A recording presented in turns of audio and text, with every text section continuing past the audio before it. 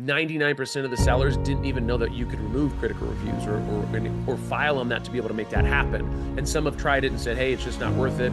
It's not something we can do. And so we like to take that headache on for them. The reviews on Amazon is the core of Amazon, right? I mean, that affects your pricing, that affects your PPC costs, that affects everything. If you have bad reviews, everything else is going to be more expensive. It's going to really affect your profitability. We've seen anybody, they have like a 4.3 star rating, drop down to a 4.2. They lose that half a star, that you can see the physical half a star.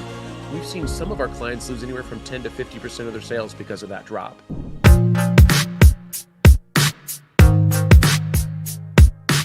Hey, this episode is brought to you by the outstanding team at Compass Strategic Advisors, your trusted partner in driving strategic growth. Whether it's expanding into new territories, launching products, rebranding, or hiring key staff and board members, they offer the expert guidance every step of the way. With a versatile approach and a proven track record, Compass is the go-to resource for both startups and established companies looking to scale with confidence. Thanks, and show your support for this podcast by sharing some sponsor appreciation. Check these guys out at www.compass-strategic-advisors.com. All right, here we are, the liftoff, and I get to welcome Shane Barker, who's the CEO, founder of TraceFuse, the first Amazon terms of service compliant negative review removal system. And I tell you what, somebody who's had a career in media and marketing and dotted line to e-commerce, have run a few e-commerce companies and consulted with a few e-commerce companies. Shane, I think I have experienced this problem of how do we get more reviews? Oh, shoot, look what our competition's doing. What are all these fake reviews? What are all these negative reviews? How do I manage this? Because people don't realize 30% of all online reviews are reportedly fake. I'll get your feedback on that too. Yeah. 47% are suspicious. So now you're talking about half the influence of a $787 billion industry called consumer spending over e-commerce. So those are some huge numbers. So the terms of the setup of the problem, if you think I've addressed it quickly, accurately, please share that with me. But you're going to share with us really the scale of the problem and how you suggest e-commerce companies and really maybe even reviewers address it. Yeah. First of all, thanks for having us on the podcast, man. I really appreciate it, Keith. This is awesome. Not to mention, we also found out that we're both 49ers fans. So you're automatically, I already thought you were an amazing person, and now you've just tenfolded that. I thought that, I didn't know if that was possible, but here you are. So yeah, really at the end of the day, reviews, I mean, I think whether even if you're talking on the Amazon space or even outside of the Amazon space, what happens is once people start to realize, you look at, reviews are things used for social proof, for people to validate whether they want to buy a product or not. We've seen a huge turn over the last few years, right? Where it's a lot of people really, you go online to be able to, there's a lot of websites that talk about reviews and where you can get reviews like Trustpilot and those types of things. People start to really rely on those. And what we've seen over the last few years is a lot of people really looked at the reviews on Amazon to make decisions like for brick and mortar stuff, right? Like I give you an example. We had a client that they had Amazon and some other big, brick and mortar places that were looking at our Amazon reviews to decide whether they wanted to take on the product for the brick and mortar. So that's a big deal, right? I mean, obviously that plays into a lot of different things. So anytime you have something that can make it so you can make more money or less money, there's always going to be people out there that want to game the system, right? I mean, that Right. whether you talk about SEO or anything, right? Anything out there. So the hard part for us as consumers is like, how do we validate whether these reviews are true or not, right? And there was Fake Spot that is no longer actually Mozilla. You bought Fake Spot a few years ago, and they just decided to discontinue it and to work on other things. They're working on other things in the internet. Obviously, they have the browser and all the other things that they invest their time into. But that, the review thing has become a big thing because we all online, we look for reviews, right? I mean, if we're going to go figure out what people feel about a certain product, we can go to Google, we can go take a look at it, or you can go. Shane, not to interrupt, but I mean, in the world of influence and shopping and marketing and media, it's all about word of mouth. That's Absolutely. always like the number one way that buyers are influenced in terms of what product or brand they choose. A lot of people assume it's a feature or availability or price. Word of mouth and influence is the number one. Yeah, I mean, I used to do influencer marketing. In fact, I actually created the course at UCLA for influencer marketing with a friend of Oh, mine, Amanda. So wow. I definitely understand the influence side of things and what's going to you have influencers that vouch for products and talk about them, but the reviews is really the you're talking about your peers, right? People that you trust that you said, hey, have you tried this product? Have you seen this product? And they go on and they want to look at that. They want to make that decision. Whether you realize it or not, when you go to Amazon, the first thing you do is you look at the reviews. It's just whether you consciously know that you're doing that. Or next time you go to Amazon, just think about where you look. You probably look at the product real quick and then you look at the reviews. And that's just something that we do. And guess what? If you've got bad reviews, then people assume that you've got a bad product.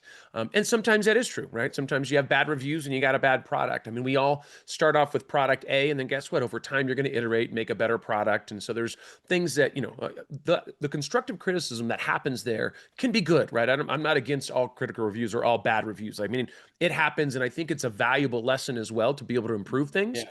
What we really look at is really like fraudulent stuff, people that are doing things that are illegal, that, coming after you, that, so we're looking to even the playing field there. And then really with the stuff we do on Amazon, we're just filing on stuff that violates Amazon's own rules. So Amazon says you can't cuss, this person cussed. Well, guess what? That makes it so this review should be removed. So that's kind of our specialty when we do in the Amazon space. And let's go into TraceFuse then. Let's talk a little bit about what the product does, how it does it, and where you are in that product journey as an entrepreneur. Yeah, I'll give you a little backstory. I'll kind of tell you how we started it, right? And so Sure. I started TraceFuse about 5 years ago, and the reason why I started it was we were working with quite a few direct-to-consumer brands, right, D2C, and I have my own brand, ShaneBarker.com, right? That's the good old logo up here, and we had some clients that we were working with, and I really asked them, hey, what are your guys' biggest pain points with Amazon? They said, hey, really, it's the reviews, and so I was a little too cocky at the time. I said, here, hold my beer. I'm gonna go figure it out. Give me a few weeks, and then I'll be back. Yeah. It took 2 years, so I was humbled very quickly. As an entrepreneur, that's like I can Maybe a just few work more longer beers too. hours. What's that? Maybe a few more beers too. Yeah, well, those beers always help. I'm Irish, so it always helps. I don't know if it, anyways, I don't know what that does, but it does. It helps. And, at the end of the day, it's always a good thing. Or at least that's what I tell people. So, yeah. So, for us, we looked at this and said, okay, there's a huge problem here. Finally cracked the code after 2 years. And now we have 600 brands and we've removed over 14,000 reviews. Now, with And that that's being the said, review checker, right?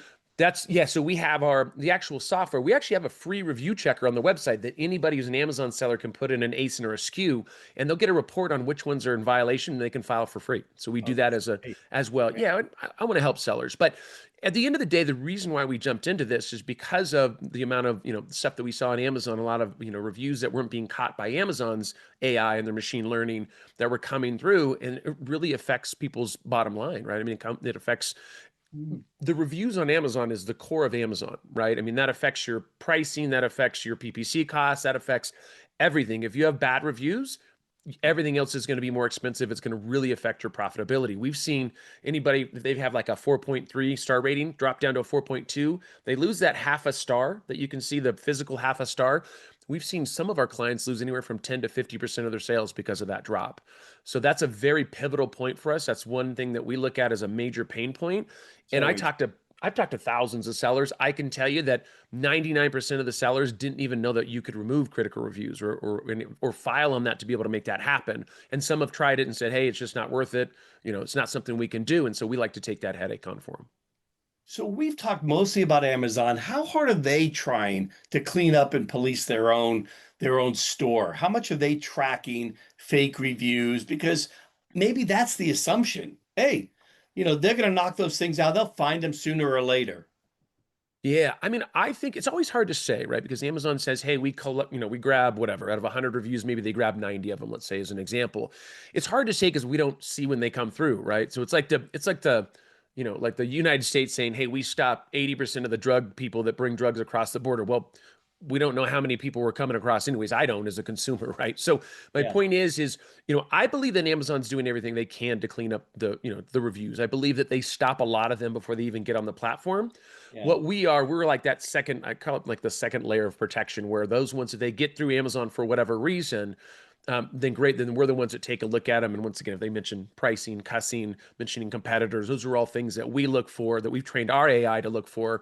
And then great, then we go and take a look at that. And then also fraudulent stuff. So if anybody comes through, the fraudulent stuff is a little harder to find. And Amazon obviously has tools to do that. But you also have to talk about a platform that has what? Millions and millions and millions of people on a daily Yeah. basis. It's similar in a way to what we had with Facebook during some of the presidential elections, right? Yeah, It was supposedly doing all this fact checking and error checking, and people were saying things that were definitely outside their code of conduct or whatever the yeah, technical term was, and they would start deleting. And then they said, you know what, we can't do it anymore. We're going to stop. Is yeah. that right? So it's I kind of mean, similar. it is. It is for Amazon. Once again, it's their own rules, right? So and that's what we're doing is we're going in and saying, hey, this review has the F word. We're not supposed to have the F word on the platform. Let's get this removed.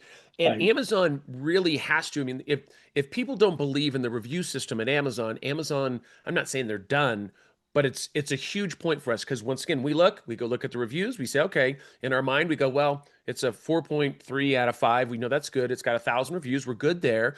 Amazon has a thing that says, "Hey, this is a product that everybody likes." Awesome. Now I feel now my issues of potentially buying it have gone down because I'm like, okay, great, this is a good product. The other side of this is when I buy that product, I also know that if I want to return it, Amazon makes it stupid easy, right? Yeah. Because guess what? If it became a hassle, like we've all done it, I go to buy something, I'm like, oh, but then if I have to return it, I have to do this. Oh man, what a nightmare.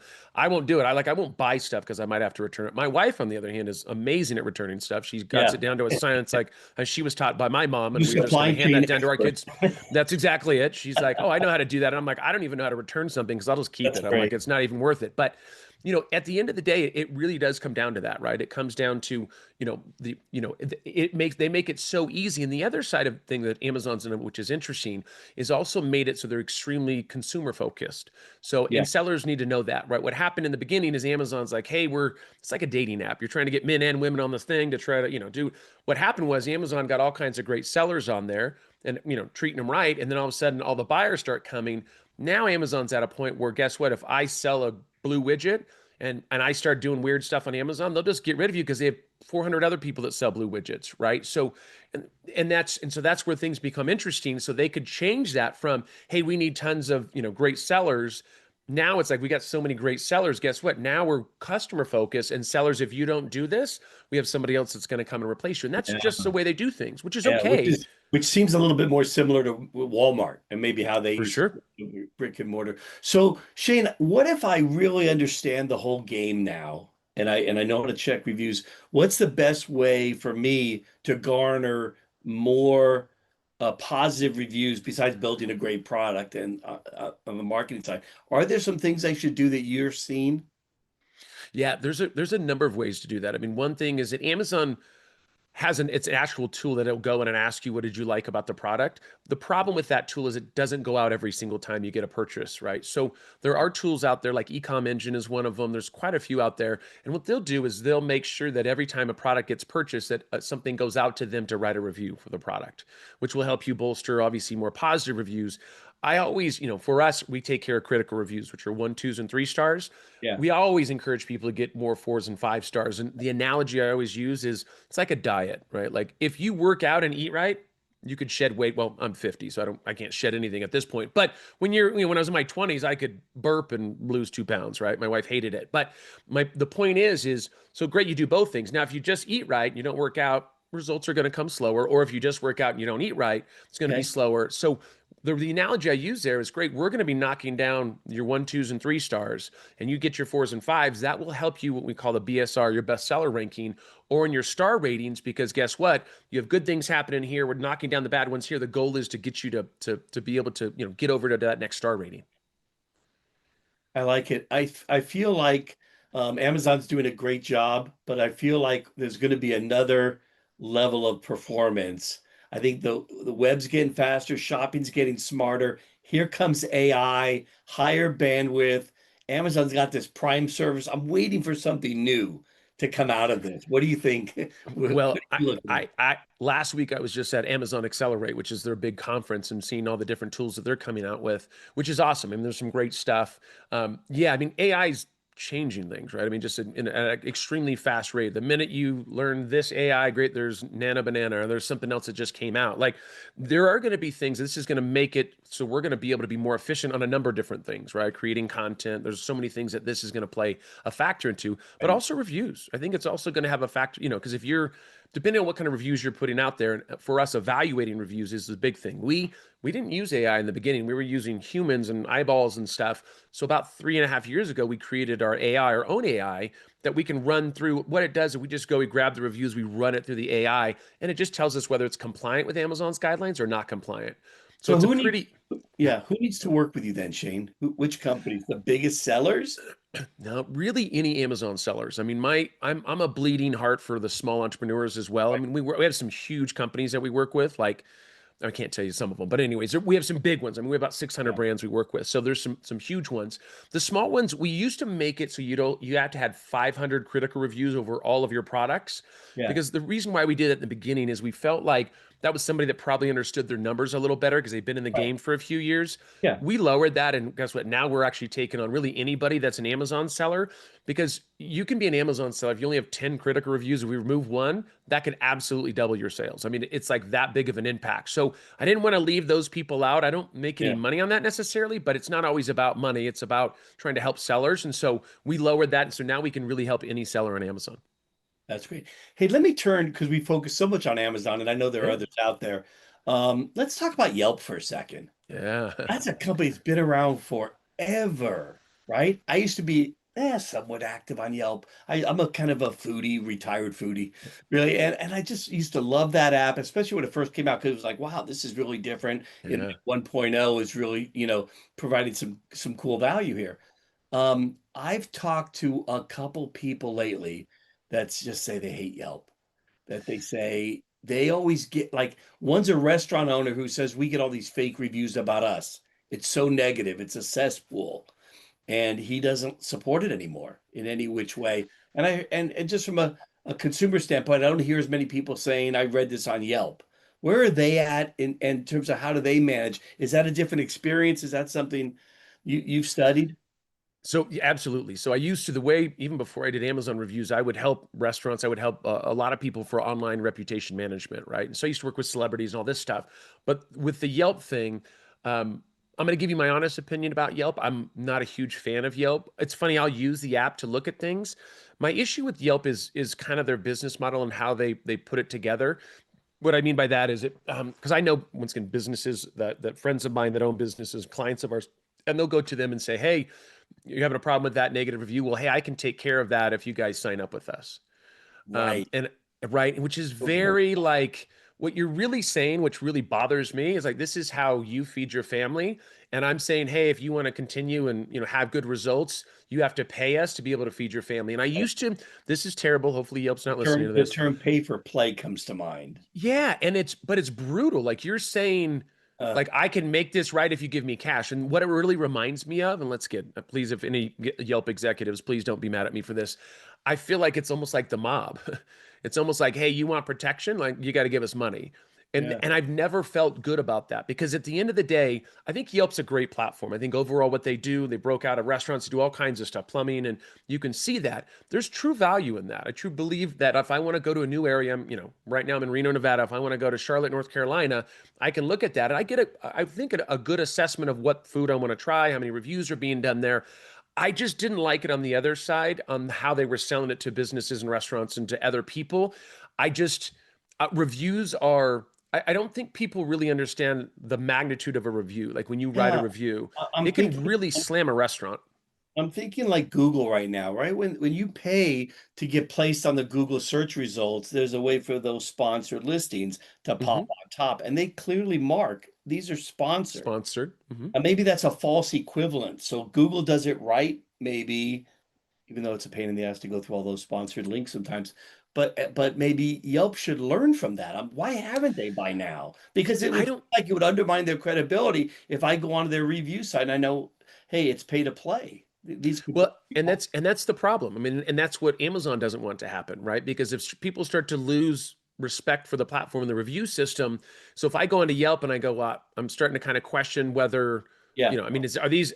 I mean, do I get to see these ads because they were hustled into this and they were kind of forced into it, or is this naturally the next best option for where I'm at in Charlotte, North Carolina, when it comes to food? Like, I don't know. And you don't want to start to lose once you lose credibility and the trust.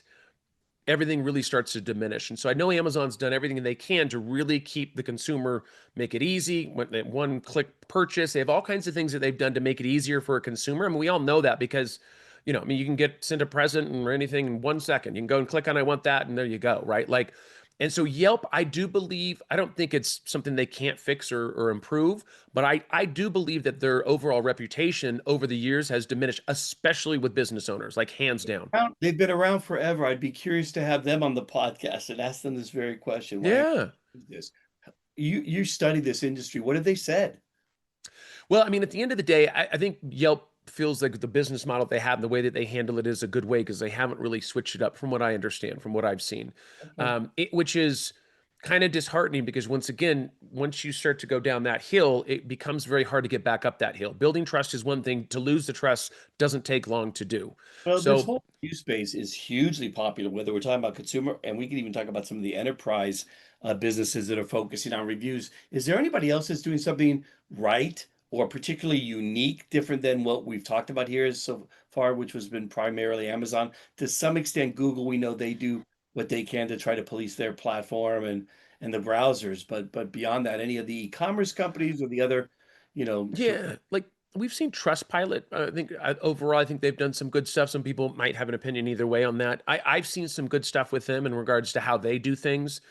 They try to be very compliant and really looking at reviews and doing stuff. I think the other thing is too is when you start getting tons of reviews, it really gets very complicated, right? And what I mean by that is you have different cultures, you have different things. I mean, there's just a lot of things that play into that. It's not just a review. It's certain reviews that maybe somebody might see and might be offensive to somebody, right? Or somebody will attack somebody online because of their political views, right? That's another thing where, I mean, we just were talking with Amazon and they talked about, the thing with Charlie Kirk, obviously that happened. There was a lot of people that would go after products that knew that he liked and would say certain things about that had nothing to do with the product, right? So they deal with things. It's not just reviews, but there's political stuff. There's other things that get tied in there and stuff when you're like, you just think it's reviews, but it's a lot more complicated than that. So it just becomes a little harder to manage, I would say, once you start getting a lot, especially different cultures, different countries, that kind of stuff becomes a little bit of a challenge, I would say. So tell me how you work with a client. So I bring my brand over, and how would we work together? Yeah, the way that we do it is we actually, so if somebody wants to sign up with us, obviously they can come over. What happens is we have a monitoring, right? So what we do is they come in, they give us their ASIN or their SKU, right? And so that comes in, and then what we do is they can go in the back end. What we do is we monitor those ASINs. So in the back end, they can see it. They activate the ASIN, which just means, hey, Shane, I want you guys to look at all my reviews, and I want you guys to run them through your AI software and tell us which ones are compliant with Amazon's guidelines and which ones are not. If they are compliant, then we don't do anything with them. There's nothing, we're not going to file anything. We're looking at ones that clearly violate Amazon's guidelines, cussing, pricing, mentioning competitors, hate speech, anything FBA related. So if Amazon shipped it out and somebody said, hey, this was 2 weeks late, I hate this hair dryer. Well, that's not the hair dryer. That's you didn't like the shipping. So that's another thing that we go after. It's anything FBA, which means that it's shipped by Amazon. So if anything was late, broken, or used, and those are the things that we go after as well. So great. We take a look at that. We start filing cases on the client's behalf. The client can look at all that in the software and has full transparency in what's going on there. And they only pay for reviews that actually get removed. So we don't, there's no monthly fee. There's no, they don't have costs for us filing cases. If we file cases and no reviews get removed, then they don't pay anything. So we did that on purpose because it was in the beginning, it was hard to get people on because they said, oh, reviews. I've heard this is black hat. I've heard this is like weird, illegal in China, blah, blah, blah. And so I put my face in the company and said, hey, I'm not from China. Not that people from China are bad at all. I'm just saying, I'm like, I'm here in the United States and used to teach at UCLA and I've done this and done that. And, I really put my face on it and said, hey, listen, why would I go mess up my whole brand that I built up for 30 years to come and, screw you out of $250? Like, that's just not what we do. Yeah, I think you're probably helping them in a way, right? I mean, you Oh, make of it course. efficient. So, how hard is it to remove a review once you flagged it? What's that process like? Yeah, I mean, usually what happens is, we're filing a case with Amazon. So we go in, we file the case on the client's behalf. And Yeah. so what we do is just tell Amazon, hey, this person used the F word. Obviously, here goes your guys' guidelines. You guys can't mention or you can't cuss in a review. Great, we send that over to them. Most of the time, the review does not get removed on our first try. It's usually going to take multiple case filings. I think that's due to maybe the magnitude of the reviews that are going through and people that are filing cases, we are fully compliant with Amazon, which means that we know the rules to how to file cases, how long to wait to get an update, which departments to file with. It's not as easy as just clicking. They'll tell you to click the report button, which you can do, but that's not the end all be all. That doesn't, I don't know how many reviews have been removed because of that. That's a starting point where I did talk to Amazon and they did say, so a physical human does take a look at that when you report it. Now, if you click report 10 times, they'll just ignore it, right? They're not here. They don't want you to waste their time. So, at the end of the day, I mean, sometimes we have to file 3, 4, 5, 6, 7 cases on a review. Is there some way they escalate, like if it's particularly erroneous or particularly flammable? Absolutely. They have a department for that. What it is we do escalation emails. So when we file escalation emails, that's going to be if we see fraud. So give me an example of that. Yeah. Let's say you have a product and somebody gave you 5 one-star reviews over the last 2 months, the same seller or same buyer. Then what we do is that flags in our system, and then we'll go and take a look at that. Our humans, not AI. Humans will go take a look at that and say, wait a second, I'm looking at this, and they also happen to buy your competitor's product. So let's say you have 2 cups, identical cups, or just competitors. Well, wait, this cup you absolutely hated. You drank out of it. You chipped your tooth. You cut yourself. Your kid almost died because he drank out of it. Like, oh my gosh. And this one over here, best cup I've ever used. Oh my God, I lost 10 pounds. Like, you're like, wait a second. I'm being a little egregious. But you get my point is like, all of a sudden we look at that and we go, wait a second. If these products are almost identical, why did they absolutely love that 5 times and absolutely hated ours 5 times? Then we file an escalation case and go, hey, I think there's fraud going on here. I think this is what we call a sock puppet account or a fake buyer's account. Well, it feels like you're telling me a story, and I'm trying to wonder why I would not use TraceFuse before I brought my product to Amazon, or once I got to a certain scale and size, why I wouldn't run this through, because you're only charging me if you find some bad reviews, and we're trying to have as clean and confident of a buying experience as possible. Well, this is what I would recommend. I mean, for us, obviously, we love to have clients that are well established, that have a lot of reviews. I mean, that's how we make our money, right? But if I was a brand listening to this and they're jumping on Amazon, I would sign up with us. And the reason why that is because we monitor the ASINs. And so what happens is if you've been selling for 10 years and you come to us and say, hey, we've got 10,000 reviews, I need you to clean those up. Well, guess what? That's going to cost some money, right? We're going to be cleaning those reviews up. We could, we can clean up 5, 10, 15, 20, 30, maybe 50, maybe 100, right? So if you're a brand new seller, if you start monitoring now, when those reviews come in, we're going to be proactive and going and knocking those down so that you don't get all these crazy numbers over here, all these crazy reviews that are just going to be sitting in the hamper. But the problem is most sellers don't know that, right? So I don't make really any money if I'm just monitoring, right? And if they don't get a lot of reviews, that's really not a lot of money in my pocket. But I'm okay with that because if we knock down one review that comes in, they only have 5 critical reviews, right? And we knock down one, that's 20% of their reviews. Like Almost like that's a credit crazy. score, right? You take Oh that my away God, from it's that a credit box. gift. Yeah, yeah, yeah, absolutely. Real money. This has been really fun chatting about this, Shane. What haven't I asked you that would be a good point to add? I feel like the world is a big place too. Are you only focused in US? Are you starting to branch out to other English speaking or other languages? AI's got to be facilitating perhaps some of that as well. Of course. Yeah, we actually right now we do the US, Canada, and UK because those are the filing system is very similar there. The EU and Denmark and or Germany, those are different. The way they file and the way they do things, it's almost like starting another business. We are looking into that, trying to crack the code there. But right now we have 600 brands and there's 1.9 million sellers on Amazon just in the US platform. So we have plenty of room for growth. The one thing that I do want to bring up, and you actually touched on it, and what I really want to push people towards is the Amazon review checker on our website. It's a free tool. They can go and put in their ASIN. They can go in it. They have to verify their email address, and then they actually get a report that talks about the reviews that are in violation and why they're in violation.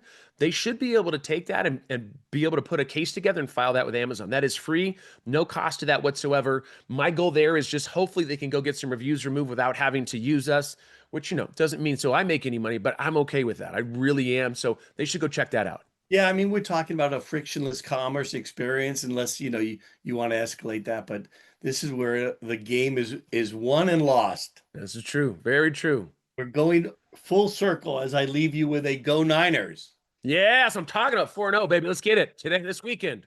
I look forward to it. Shane, it's been a pleasure. Thanks for joining the liftoff. And your logo has a little bit of similarity to mine with our liftoff themes. Yeah, I like it. There too.